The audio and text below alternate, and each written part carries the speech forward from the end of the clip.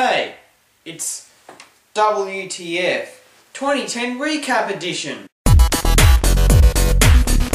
Happy New Year, and the first thing I want to do this year is to reflect on the weirdest, wildest and most wonderful news stories that I didn't cover. So let's reflect back on 2010. A Copenhagen bus company put love seats on 103 of its vehicles for people looking for partners. Unfortunately, the couples made are usually boring people who'd rather read a newspaper than talk. Shoppers at an international luxury fair in Verona, Italy found a cell phone equipped golden coffin among the items on display. So far, customers have been irate because they've said that the coffins are pretty much useless. Inmates at an infamous Moscow prison where a lawyer died last year in a case that sparked global anger got a full suite of creature comforts, including sunbeds. However, they stopped using the sunbeds around November.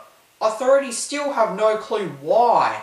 It just may be that the sunbeds are sitting on them. Paul the Octopus, who shot to fame during last year's World Cup for his flawless record of predicting game results, died peacefully in his sleep in the aquarium he lived in October.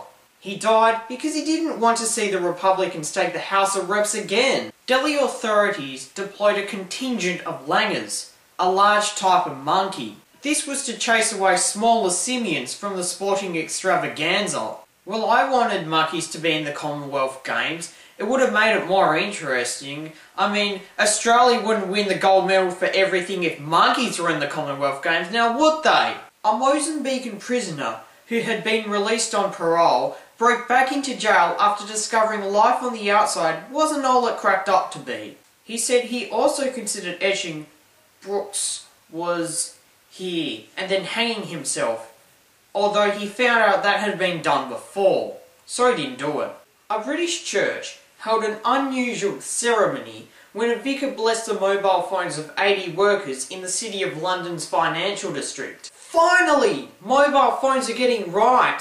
Soon they'll be able to marry and vote! A New York robber came up with a disarming way to pull off his latest bank heist, which was approaching the teller's window with a large bouquet of flowers and handing in a hold-up note. Hopefully, the US in Afghanistan can give the Taliban a bouquet of flowers and have a note that says, "We'll leave you alone if you leave us alone." A Kuwaiti MP proposed state aid for male citizens to take second wives in a bid to reduce the number of unmarried women in the oil-rich emirate. Shanghai hoped to curb the growing popularity of dogs in the city with a one-dog policy. They had to follow with a one eye, one ear, one leg, one arm, one heart, one kidney, and a one testicle policy. A Frenchman who lost all of his limbs in an electrical accident successfully crossed the English Channel, a challenge he'd been preparing for 2 years. He was fortunate that the current was moving northward that day. The strongest and most expensive beer ever made was sold out in just hours, a Scottish brewery said,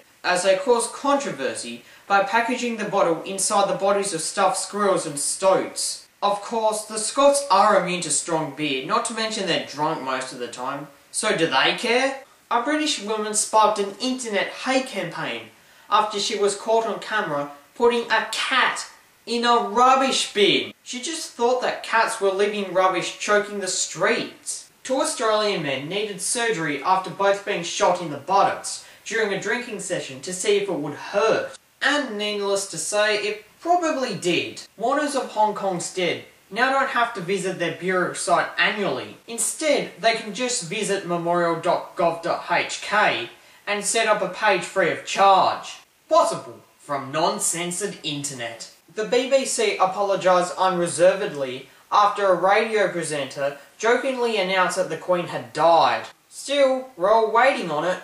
A set of dentures made for Britain's wartime Prime Minister Winston Churchill, known as the teeth that saved the world, was sold for nearly £18,000 at an auction. As I've covered this before, go click the link to see the full coverage of this story. So tell me guys, either the weirdest or funniest news story that you've seen, or your favourite AIDS crocodile moment in one of my videos.